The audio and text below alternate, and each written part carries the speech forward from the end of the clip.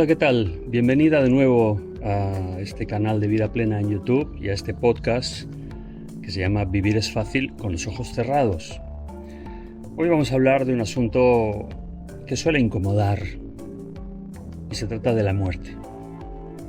La muerte constituye la única certeza absoluta de nuestra existencia y, sin embargo, paradójicamente, es aquello que más energía invertimos en negar.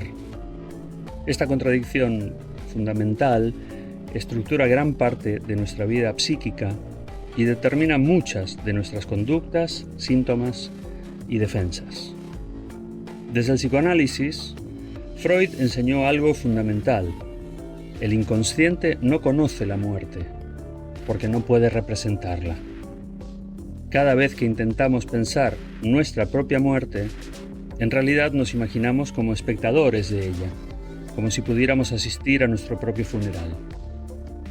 Esta imposibilidad de representar la propia muerte no es una limitación cognitiva, sino una característica estructural del psiquismo.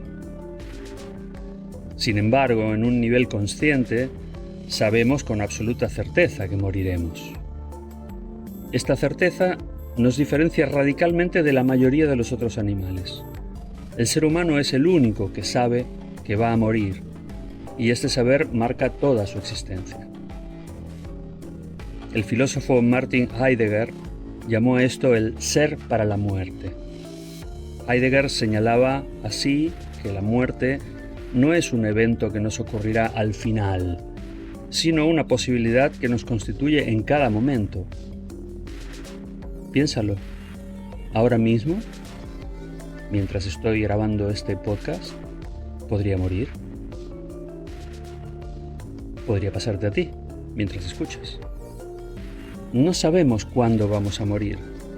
Y en el largo paseo hacia ese final indeterminado en el tiempo, intentamos dotar de sentido a una vida que en sí misma no posee ninguno.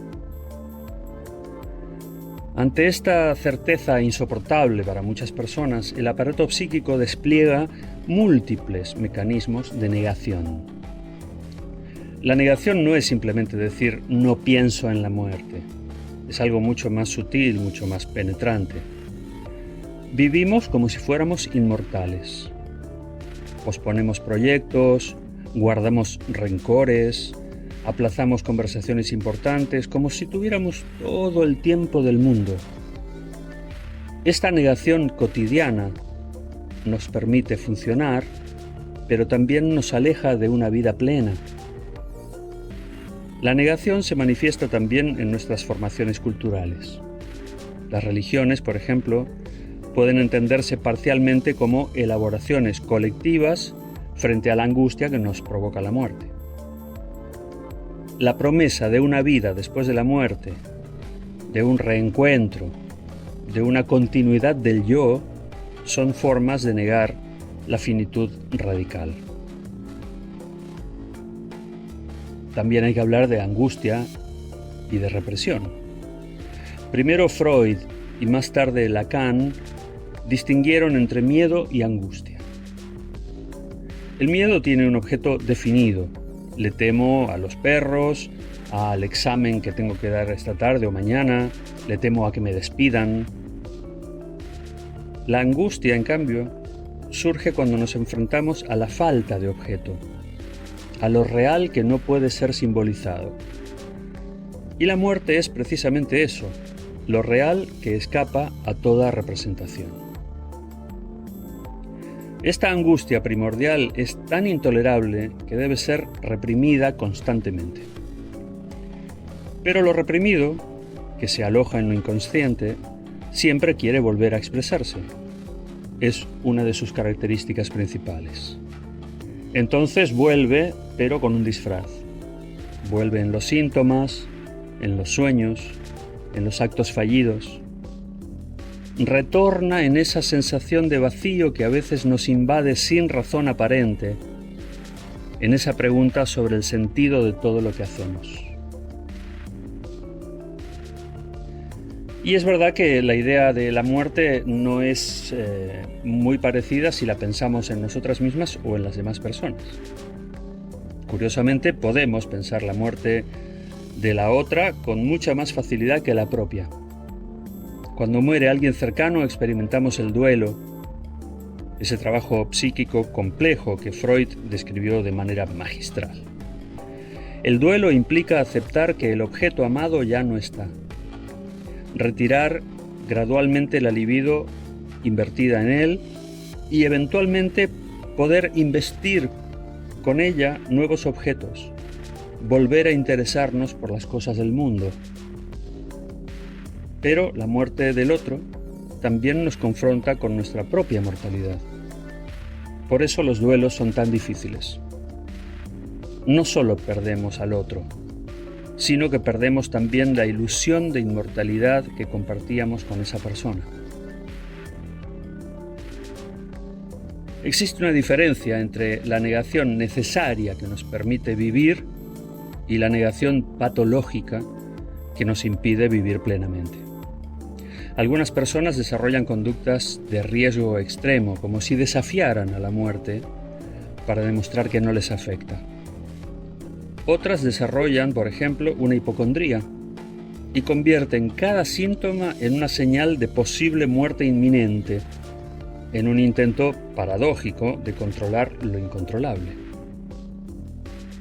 La negación patológica también se manifiesta en la evitación obsesiva de todo lo relacionado con la muerte. Así vemos a personas que deciden no asistir nunca a funerales, no visitar cementerios o a personas moribundas, no hablar del tema, cambiar de canal cuando se aborda el asunto de la muerte en televisión o pedir que no se mencione a la muerte en su presencia. Calla, no hables de eso. Esta evitación, lejos de protegernos, aumenta la angustia y empobrece nuestra vida. Porque paradójicamente es la conciencia de la muerte la que puede dar sentido a la vida. Si fuéramos inmortales, ¿qué urgencia tendríamos de hacer algo hoy? ¿Qué valor tendría cada momento si tuviéramos infinitos momentos por delante? La finitud es lo que hace que cada elección importe. La muerte posee ese relieve de organizadora de sentido para nuestra existencia. Elegir algo implica renunciar a otra cosa, y esta renuncia solo tiene peso porque nuestro tiempo es limitado. Como decía Jean-Paul Sartre, estamos condenados a ser libres, y esta condena incluye la responsabilidad de hacer algo con el tiempo finito que tenemos. Una forma de lidiar con la muerte es a través de la idea del legado. Los hijos, las obras, las acciones que trascienden nuestra vida individual. Esto puede ser creativo y vital, pero también puede convertirse en una negación narcisista, en el intento de perpetuar el yo más allá de sus límites naturales. Desde el psicoanálisis podríamos decir que la verdadera trascendencia no reside en perpetuar nuestro nombre o nuestra imagen, sino en aceptar que somos eslabones en una cadena generacional.